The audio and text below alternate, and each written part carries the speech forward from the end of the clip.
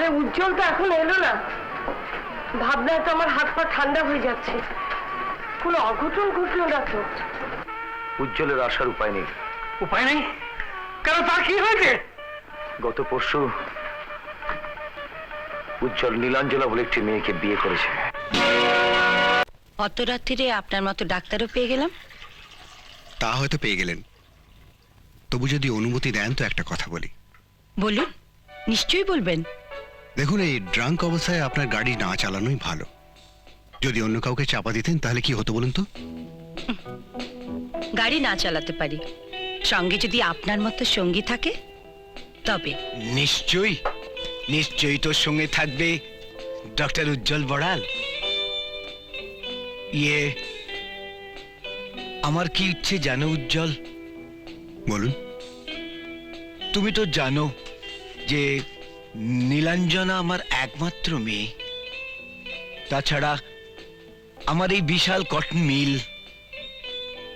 তাই আমি ভাবছিলাম যে তুমি যদি আমার নীলামার ভাতটা নাও তাহলে।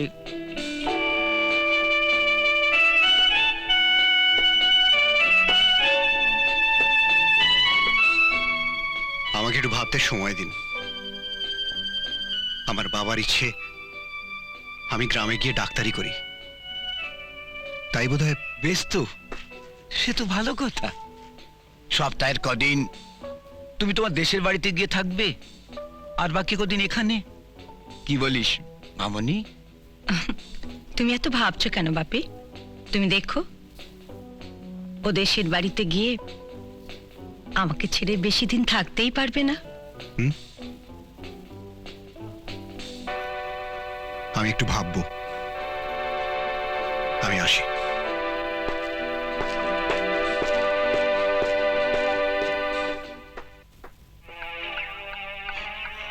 উজ্জ্বল বাবা, আজ আজ তোমাকে আমায় একটা কথা দিতে হবে। না না না না মিস্টার বিশ্বাস, আপনি এত উত্তেজিত হবেন না।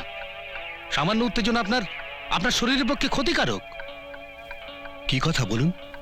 উজ্জ্বল বাবা, আমি আমি মামনিকে তোমার হাতে দিয়ে গেলাম। আমার আমার আমার বিজনেস, আমার বাড়ি, ব্যাংক ব্যালেন্স, এসব 50% আমি তোমার নামে করে দিয়ে গেলাম বাবা। শুধু শুধু মা, তুমি মামনিকে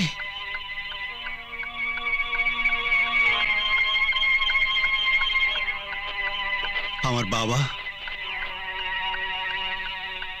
তাছাড়া আমার বিয়ে যে। বারেন, কি বলছেন মিস্টার বিশ্বাস? বিয়ের রেজিস্ট্রার বাবু নিচে বসে আছেন। কার্তিক বাবু, রেজিস্ট্রার বাবুকে একবার নিচ থেকে ডেকে নিয়ে আয় তো। আসছি বাবু। বলুন, আজ আমি সজ্ঞানে শ্রীমতী নীলাঞ্জনা বিশ্বাসকে স্ত্রী বলে গ্রহণ করলাম। এবার আপনি বলুন নীলা দেবী, আমি শ্রীযুক্ত উজ্জ্বল বড়ালকে স্বামী বলে গ্রহণ করলাম। গ্রহণ করলাম। বাবা, বাবা, বাবা কথা বলছো না কেন? ডক্টর সেন, কি হয়েছে বাবা?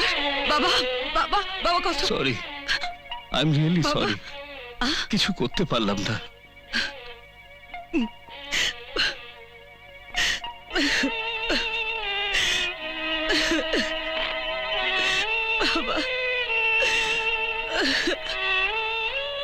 বেশ, তো খুব তাড়াতাড়ি সব যোগ্যতা অর্জন করে তোমাকে একটা ভালো রকম সারপ্রাইজ দিয়ে দেবো।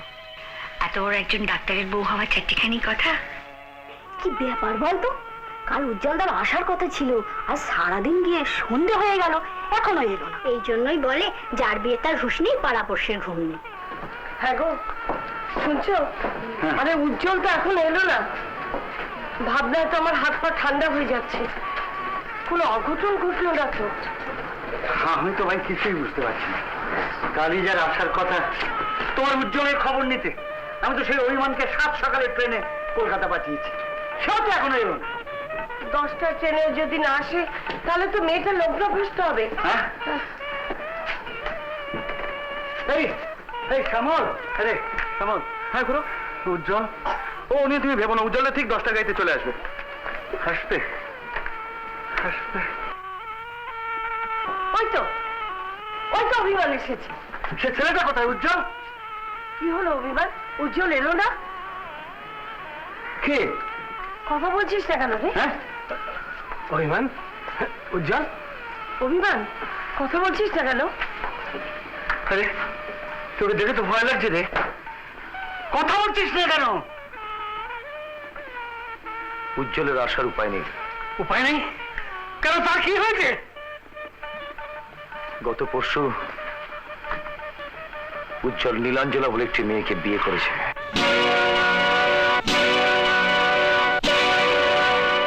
কি বললি তুই? আমি ভুল শুনিস তো? উজ্জ্বল অন্য মেয়েকে? আমি জেগে আছি না ঘুমিয়ে দুঃস্বপ্ন দেখছি? না না, এ হতে পারে না, এ কিছুতেই হতে পারে না। তুই নিশ্চয়ই অন্য উজ্জ্বলের কথা বলছিস। না খুড়িমা, আমাদের উজ্জ্বলের কথাই বলছে। না না, আমাদের নয়, আমাদের নয়। আমাদের হলে এত বড় আঘাত সে আমাদের দিতে পারতো না। এই কথা শোনার আগে আমার মরণ হলো না। কেন আমার মরণ হলো না? কেন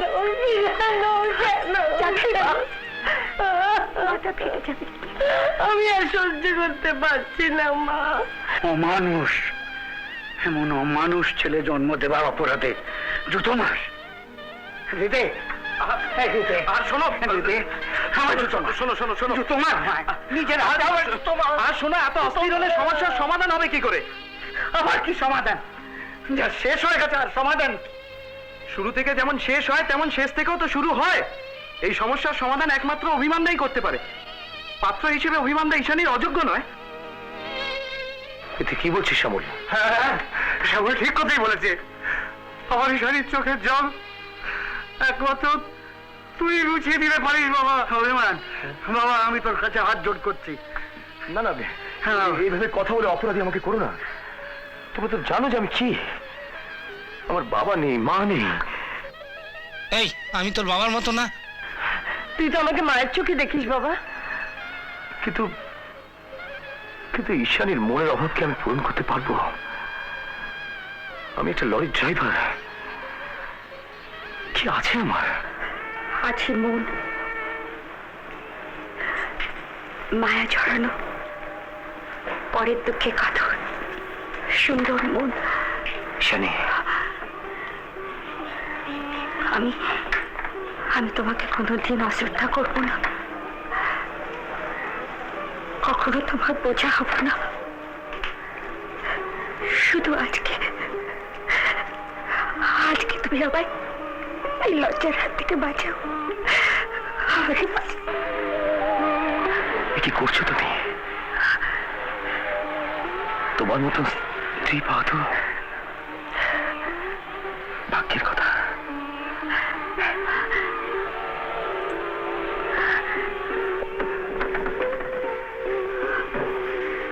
আমাদের আশীর্বাদ দাদা, আগে ওই হতভাগার আশীর্বাদ দে।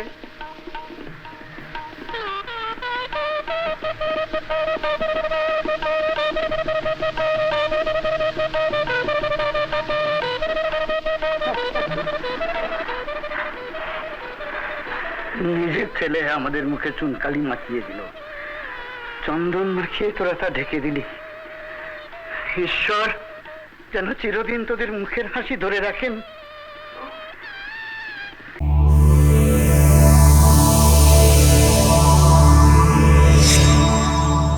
এমন আরো অনেক ভিডিও দেখতে এই চ্যানেলটি সাবস্ক্রাইব করে নিন এবং পাশের বেল আইকনটি প্রেস করে দিন।